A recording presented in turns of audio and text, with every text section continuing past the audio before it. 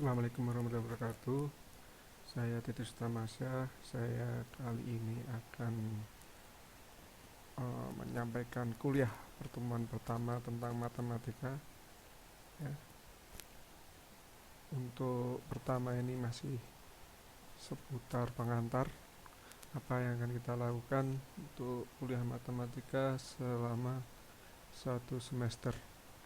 Oke, di pengantar ini tidaknya nanti akan berisi tentang kontrak kuliah, materi dan silabus, absensi, ya. Terus yang jelas saya akan juga menyampaikan filosofi tentang perkuliahan, dan yang jalan lagi ada tugas penugasan untuk pertama akan saya sampaikan dalam video ini juga. Jadi video ini saya buat untuk semester ganjil ya, semester sekarang ini matematika sebanyak 3 SKS sesuai dengan arahan Pak Ketua Stiper, yaitu kita akan mengadakan kuliah online. Salah satu untuk kuliah online sudah saya sampaikan minggu sebelumnya. Saya harapkan semuanya sudah terdaftar di Google Classroom. Kita untuk perkuliahan ini akan menggunakan fasilitas dari Google Classroom. Kita akan melakukan sebanyak 12 sampai 16 pertemuan ya.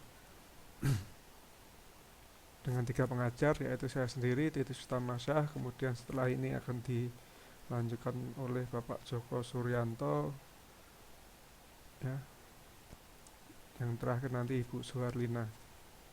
Medianya Google Classroom ya, semua materi, presentasi ya, kemudian video, absensi, tugas, kuis, ujian akan disampaikan melalui Google Classroom.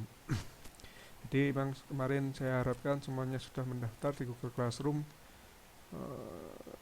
sehingga harusnya semua mahasiswa peserta kelas, baik yang baru ya, selamat datang bagi mahasiswa baru, selamat berkuliah di di Perkutai Timur. Sayangnya kita harus kena kuliah online ini, baru masuk sudah kuliah online gitu kan, nggak enak sebenarnya, tapi ya emang seperti itu keadaannya.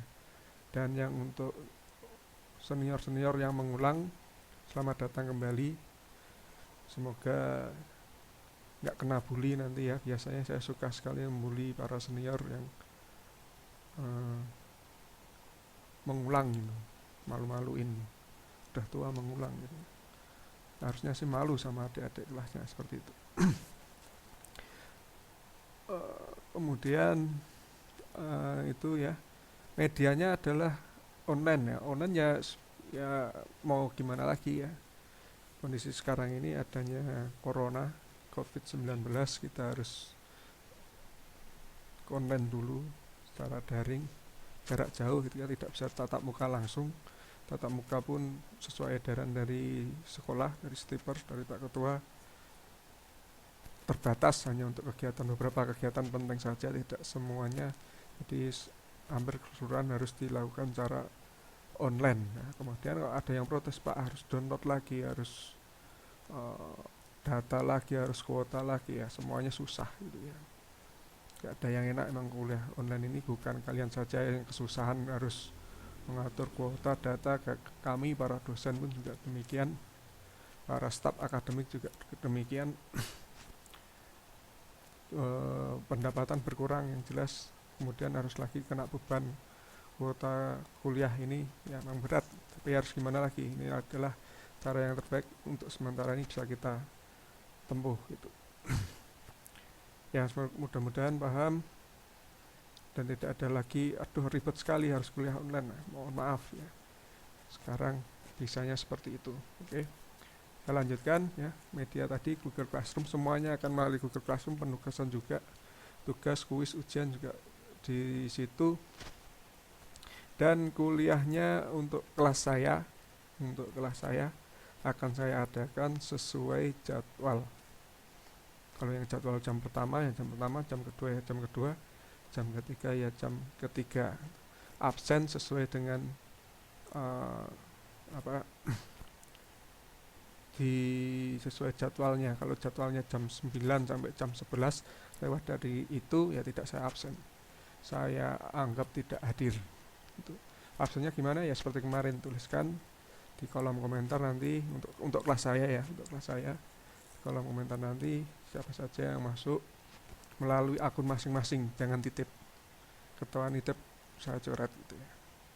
Tuh, kemudian mungkin Bu Suelina kemarin menyarankan kita apa absennya online juga, biar gak terlalu banyak keribetan. Kalau saya untuk kelas saya di akan pakai absen melalui Google Classroom gitu, melalui komen yang ada di sana. Nanti Pak Joko seperti apa, Bu Suelina seperti apa ya masing-masing itu.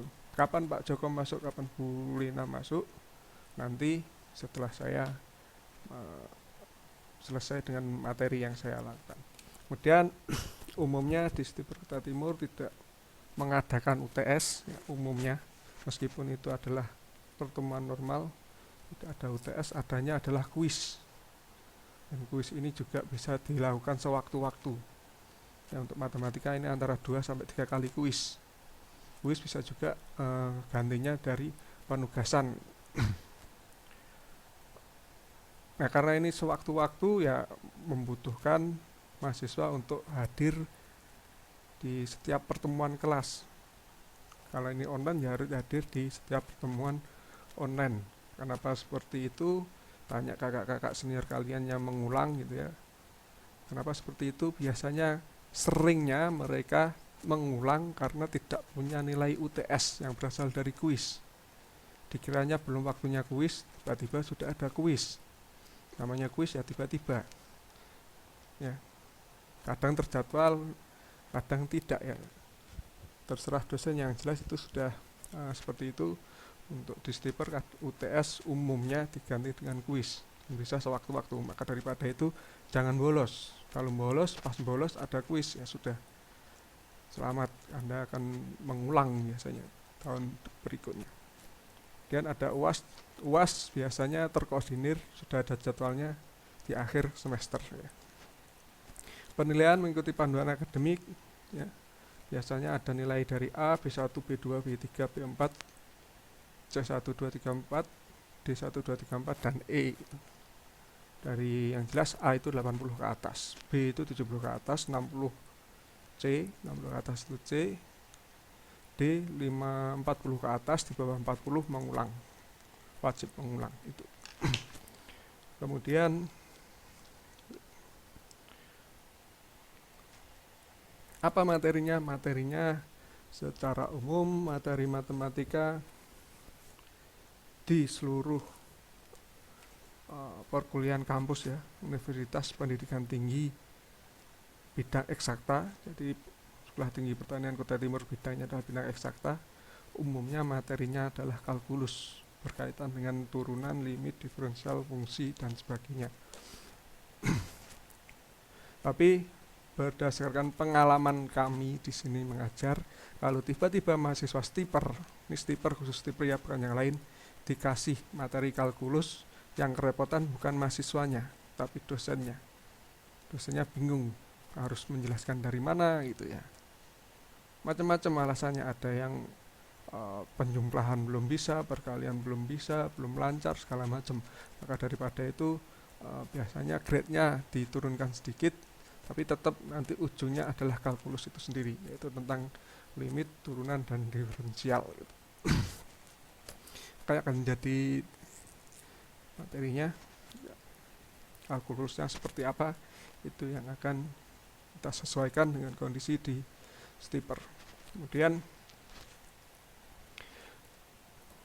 ya, kurang lebih materinya nanti ke depan adalah yang pertama tentang persamaan linear, persamaan kuadrat, matriks, limit, diferensial atau turunan, dan integral. Jadi di bagian 3 bawah ini sudah masuk ke kalkulus juga. Sedangkan inti dari yang ketiga pertama nanti menguatkan dasar-dasarnya, mengingatkan kembali dasar-dasar matematika yang diperoleh selama SD sampai setingkat SMA ya, ini tadi Persamaan linear dan persamaan kuadrat akan saya yang sampaikan. Matriks dan limit Pak Joko Suryanto, dan terakhir ditutup oleh Bu Suwarlina. Biasanya proporsinya yang paling besar di penilaian di Bu Suwarlina itu lebih dari 40%, Pak Joko 35%, saya sendiri cuma 25%. Tapi keputusan penilaian ada di saya, siapa yang lulus dan tidak. Maka daripada itu berbaik-baiklah dengan saya, tentu juga dengan dosen-dosen yang lainnya, bukan hanya saya juga. Berbaiklah hati dengan para staf juga, karena itu bagian dari ya kita bermasyarakat lah, saling baik, saling menghargai dengan orang lain. Gelap ya video saya ini, tak ambil malam hari ini biar ya kurang lebih seperti itulah. Oke. Kemudian nah, saya juga di pertama ini saya sampaikan dulu tentang filosofinya, bagaimana matematika mempengaruhi kehidupan kita gitu ya. Perlu. Nah, filosofinya ini saya ambil dari kemarin juga, ini juga baru ada pencerahan juga, dapat pencerahan juga dari sebuah jurnal yang judulnya Philosophy of Mathematics and its Logic gitu ya. Itu ada di situ, terbitan dari Oxford Handbook gitu ya. Bisa dicari juga online juga, di Google ada, tinggal dicari judulnya, ditulis lagi akan ketemu. Nanti akan saya letakkan di classroom juga materi ini, presentasi dan juga untuk artikelnya, biar bisa kalian pelajari. Intinya apa isinya, kenapa kita ngomong dulu tentang filosofi matematika gitu kan. Yang pertama, satu, hampir semua pendidikan tinggi universitas baik D3, D1, S1, D4 ya, D3, D4, diploma, sarjana, S1, S2, S3 mensyaratkan matematika untuk dipelajari dulu ya. Bagaimana matematika diterapkan dalam kehidupan, dalam kegiatan ilmiah, bagaimana, apakah perlu nanti. Nah, kebanyakan akan muncul komentar, buat apa sih belajar matematika ya? Capek-capek belajar matematika, apa sih gunanya itu? Capek-capek belajar matematika, apa sih gunanya? Ya karena kalau ini muncul dari pertanyaan seorang mahasiswa, jadi bertanya-tanya saya sekarang, kok bisa gitu mahasiswa pendidikannya tinggi masih mempertanyakan kegunaan matematika, padahal sejak SD, SMP, SMA, bahkan di kehidupan sehari-hari matematika itu melekat. Ya jelas kadarnya akan berbeda, anak SD, anak SMP, anak SMA kadarnya juga akan berbeda. Pendidikan tinggi pun harapannya juga akan berbeda. Kenapa berbeda? Kenapa apa?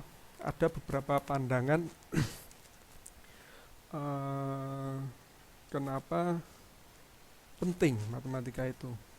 Yang satu, pertama adalah terkait dengan logikisme, logikisme ya, terkait dengan logika tentu ya. Matematika akan ada gunanya, akan dianggap ada gunanya jika sesuai dengan logika.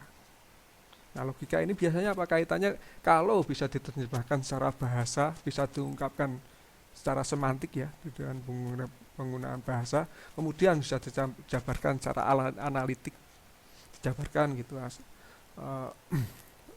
ada penjabarannya, diucapkan, diomongkan, bisa diomongkan, maka akan disebut dengan logis.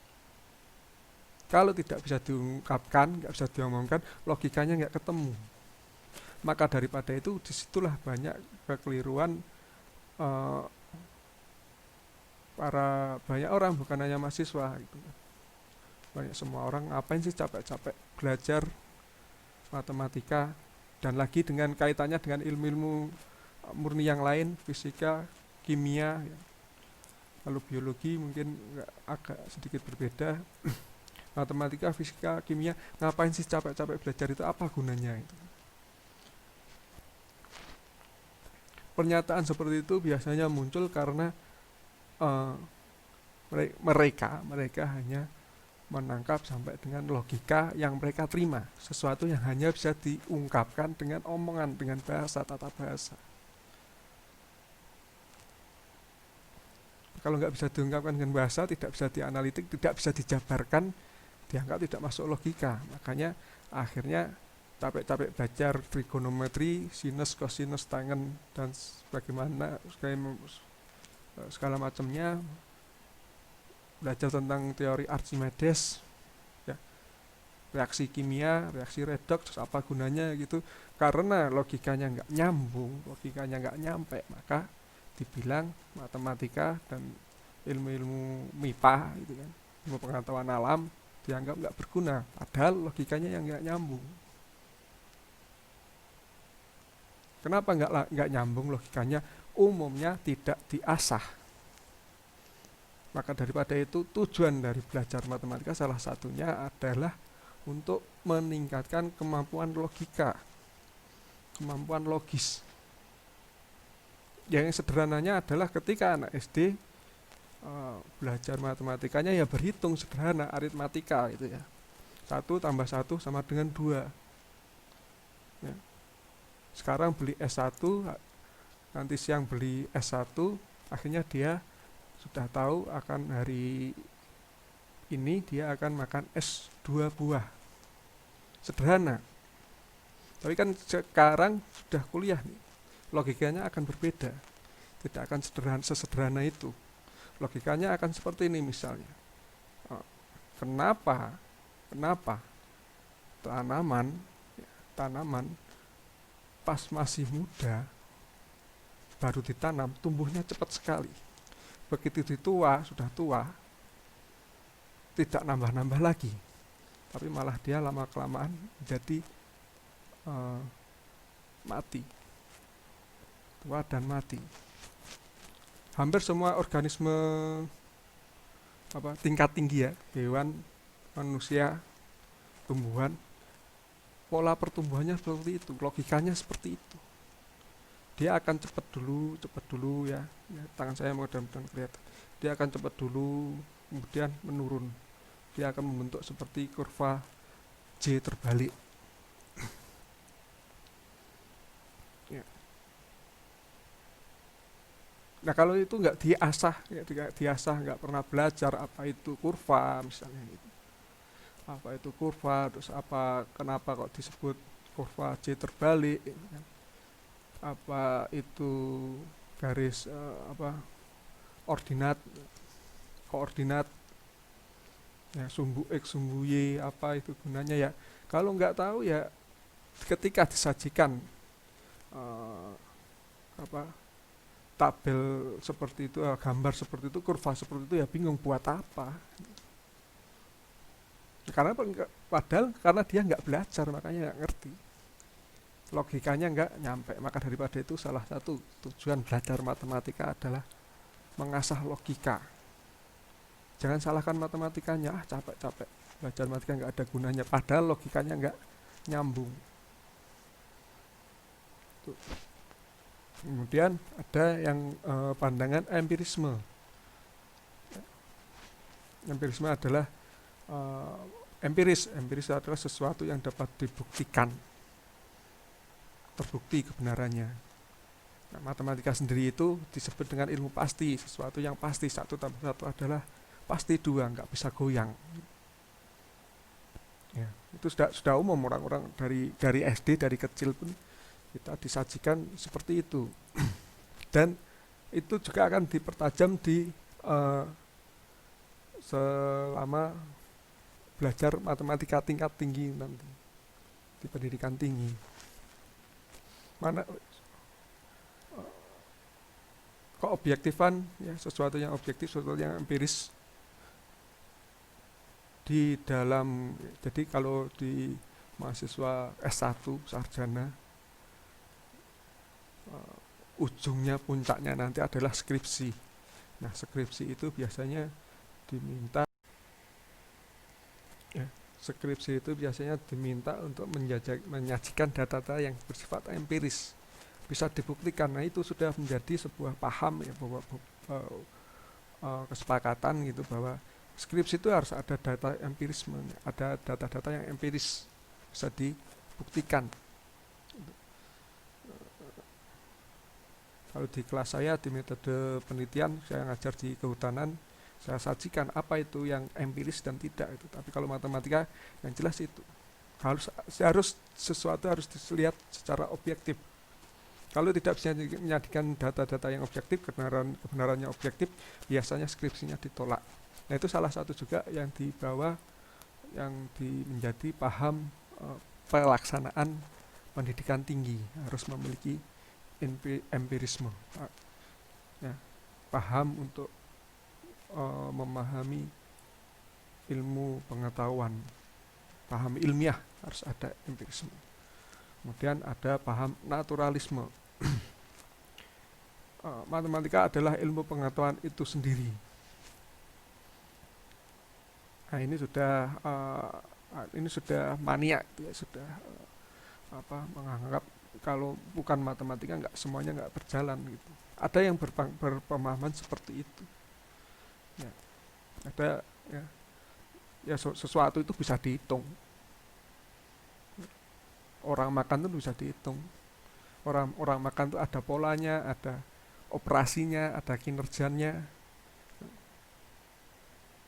Bisa diungkapkan dalam kalimat matematika, bisa diformulakan, bisa dirumuskan. Kalau kalian belajar nanti banyak baca-baca gitu, akan ketemu semuanya adalah bersifat saintifik. Semuanya sesuatu yang bersifat saintifik biasanya ada angkanya, ada formulanya. Itu. Kemudian ada realisme. Ini realisme itu sebenarnya inti dari paham realisme ini adalah indispensability argument, yaitu argumen yang berkaitan dengan kegunaannya, argumen yang sangat berguna. Hampir mirip dengan naturalisme. Kalau realisme itu semuanya dirumuskan dengan matematika. Ya. Kalau naturalisme itu menganggap kalau biologi itu juga matematika, gitu, karena bisa dirumuskan. Fisika sendiri juga pakai rumus matematika, kimia juga demikian. Bahkan agama pun akan dianggap sebagai pengetahuan matematika. Misalnya agama Islam juga akan menghitung hisab, misalnya seperti itu.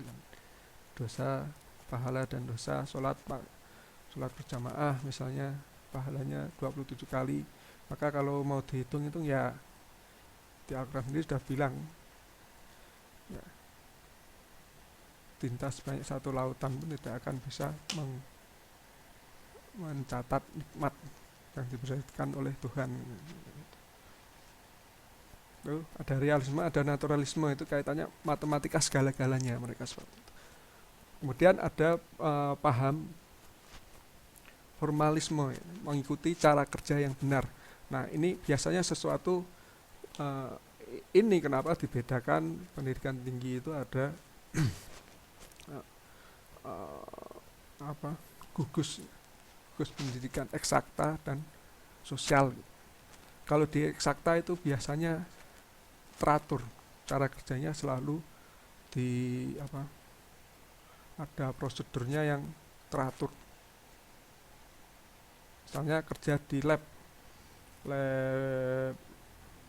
fisika, di lab kimia, itu ada caranya, ada aturan kerjanya. Kalau aturan kerjanya itu harus diikuti terus. Kalau nggak diikuti terus salah. Prosedurnya harus sesuai. Nah, biasanya kalau adanya formalisme ini ya, ada orang-orang sakta, orang-orang pertanian, ya, kehutanan, peternakan, atau orang kelautan, sering dijadikan sebagai pegawai bank, pegawai leasing, pegawai kredit, ya, leasing, macam. Karena apa? Karena terbiasa dengan prosedur. Karena apa? Karena pekerjaan-pekerjaan tersebut mereka memerlukan ketelitian. Kalau prosedurnya salah, semuanya akan salah. Karena daripada itu pekerjaan seperti itu yang memerlukan mengikuti, ya, prosedur yang tetap, yang konsisten gitu ya, dan cara kerjanya juga benar. Nah, ya itu yang biasanya akan direkrut untuk menjadi pegawainya. Nah, maka daripada itu, kalau kalian-kalian yang ya kerjanya tidak terbiasa dengan keteraturan, ya jangan berharap bisa kerja di bank, misalnya semacam itu. Biasanya yang dicari untuk kerja di bank segala macam itu yang bisa mengikuti pola kerja yang teratur. Kemudian ada prinsip strukturalisme. Ini matematika itu berbicara tentang, maaf ketutupan di situ, yaitu berbicara tentang pola. Semua itu ada polanya. Semut berjalan tuh ada polanya. Orang dari misalnya kalau saya misalnya harus bangun tidur, kamar mandi, makan, terus tidur lagi misalnya seperti itu, baru setelah itu bangun lagi, baru kerja, siang makan, ada polanya. Nah, pola itu kemudian dibikin formula matematikanya. Ketika formula matematikanya akan menjadi kebiasaan, setelah menjadi kebiasaan bisa dirumuskan. Nah, ketika dirumuskan itu bisa diambil lagi, kembali lagi, harus logikanya baru nyambung. Itu. Jadi mengikuti ada polanya, dan pola itu banyak sekali, banyak. Bahkan di masa sekarang, pandemi ini ya, COVID Corona ini, para ahli berlomba-lomba untuk mencari polanya seperti apa sih. Bahkan sampai sekarang pun orang masih bingung, para ahli masih bingung, para dokter masih bingung, polanya kok nggak berhenti sih.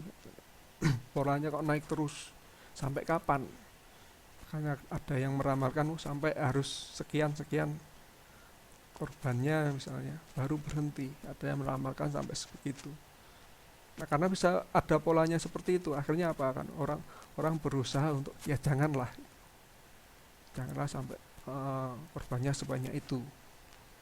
Akhirnya apa ya, diusahakan, dibuatkan vaksin, dibuatkan obat. Karena apa? Karena ya itu pendekatannya adalah melalui struktur atau melalui polanya itu. Jadi ini tentang filosofi yang bisa ditemukan di dalam suatu matematika, yang di dalam pembelajaran matematika, bisa berdasarkan pengambilan logika gitu, empirisme, naturalisme, realisme, formalisme, dan strukturalisme. Nah, mudah-mudahan ada kesepahaman di sini, dan itu ada di materi itu memang bahasa Inggris gitu. Itu ada bahasa Inggris. Silakan dibaca, di situ lebih jelas kenapa kok logisme, empirisme, naturalisme, realisme, formalisme, strukturalisme berguna bagi filosofi. Secara filosofi sering digunakan di matematika di sini tadi. Silakan dipelajari. Nah, sebagai dasar matematika, kalau di dalam KBBI, matematika itu ilmu tentang bilangan, hubungan antara bilangan dan prosedur operasional yang digunakan dalam penyelesaian masalah mengenai bilangan. Itu. Ada bilangan asli, ada bilangan cacah, ada bilangan bulat, ada bilangan pecahan, desimal, campuran, ada bilangan real, ada bilangan imajiner. Kalau sudah itu ada bilangan jadi 1, 2, 3, 4, 5, 0, desimal, 0,5, 0,12 dan sebagainya, itu sudah diketahui, kemudian bisa mengoperasikannya, dikali, dibagi, ditambah, dikurangi. Kalau sudah itu terus apalagi? Cukup dong. Belajar sampai Ya, cukupkah belajar sampai itu saja?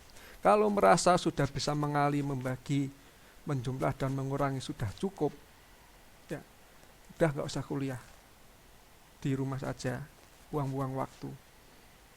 Karena apa? Karena kuliah, karena kuliah lain dengan sekolah. Kalau sekolah, makanya kenapa ada apa pajar pendidikan pendidikan dasar gitu ya, dari SD sampai SMA, karena pemerintah ingin menjadikannya sebagai kebutuhan dasar. Pendidikan tinggi tidak, bukan kebutuhan dasar, kebutuhan tambahan, kebutuhan untuk meningkatkan kemampuan dari orang itu sendiri. Dalam hal ini adalah mahasiswa. Maka daripada itu mahasiswa, ya kalau sudah kali tambah bagi kurang, sudah merasa puas, nggak usah kuliah. Nah, ya mahasiswa harus bisa mencari lagi, mengembangkan lagi, mencari lagi apa yang kurang. Sama juga dalam perkuliahan, nanti perkuliahan saya, perkuliahan Bapak Ibu dosen yang lainnya, semuanya hanya akan menyampaikan dasarnya saja. Selebihnya kalian sendiri yang mengembangkan. Demikian juga di dalam matematika. Nah itu, nah ini ada di dalam, saya nemu blog juga barusan juga, untuk membantu kita agar tidak menyia-nyiakan buat apa matematika. Pahami dulu, baru belajar. Ini bagus, bisa dibaca, silakan dibaca nanti. Ya, kemudian juga ada jagung hitung, bukan berarti jago matematika itu. Hitung itu teknik, jagung hitung teknik, jadi jari jemari itu atau apa segala sempoa segala macam itu teknik. Teknik menghitung. Matematika bukan hanya menghitung. Matematika ada turunan, limit, integral, diferensial. Ya, oke, itulah demikian kurang lebih uh, yang sampaikan di pengantar pertemuan pertama ini, di mana matematika menjadi penting di kedepannya di pendidikan perkuliahan, di pendidikan tinggi gitu ya. Maaf suaranya kalau pendengung, baterai saya habis, maka harus dicolok dan membuat ada dengungan. Ya, kemudian saya akhiri pertemuan ini dengan memberikan tugas pada kalian. Tugas yang pertama, nanti tugasnya harus dikelompokkan di classroom ya. Tugasnya dari sini saya sampaikan di sini di video ini. Jangan ada yang tanya-tanya lagi. Saya anggap tugasnya nanti akan saya sampaikan sejelas mungkin, kalau tidak sejelas ya sepenerimaan kalian. Tugasnya adalah membuat esai tentang pentingnya matematika di dalam perkuliahan di Stiper Kutai Timur. Itu temanya, matematika di dalam perkuliahan di Stiper Kutai Timur. Itu temanya. Ingat, tema dan judul beda. Ya. Cara bikin esai gimana? Saya pikir sudah ada banyak sekali di bantuan yang bisa kita pakai ya. Salah satunya di internet. Esai itu apa sih Pak? Esai itu ya cara tulis saja, cara membuat esai. Ya, ada banyak sekali. Ya, silakan dibaca sana. Masa esai juga nggak bisa. Ingat kalian sudah mahasiswa, tidak perlu disuapi terus menerus. Ilmu hanya diberikan saja seperti di sekolahan, tapi ilmu dikembangkan sendiri. Salah satunya adalah membuat esai, mengembangkan pola pikir sendiri gitu ya. Cukup satu halaman, silakan diketik tapi jangan nyontek. Ingat ya, saya punya tool anti nyontek ya, saya punya tool anti nyontek, bisa mendeteksi nyontek ya, bisa mendeteksi orang yang nyontek. Itu saya bisa berbayar juga, itu gampang lah kalau untuk menemukan kalian tukang nyontek itu 1001 caranya, dan sudah berpengalaman sekali saya kalau mau ditipu-tipu mahasiswa. Apa enggak, ini kerjaan saya bukan itu nyontek, bisa saya menjelaskan itu. Kalau ketahuan nyontek, siap-siap aja mengulang tahun depan. yang nyontek maupun yang kasih contekan sama, mengulang tahun depan sama saja itu ya.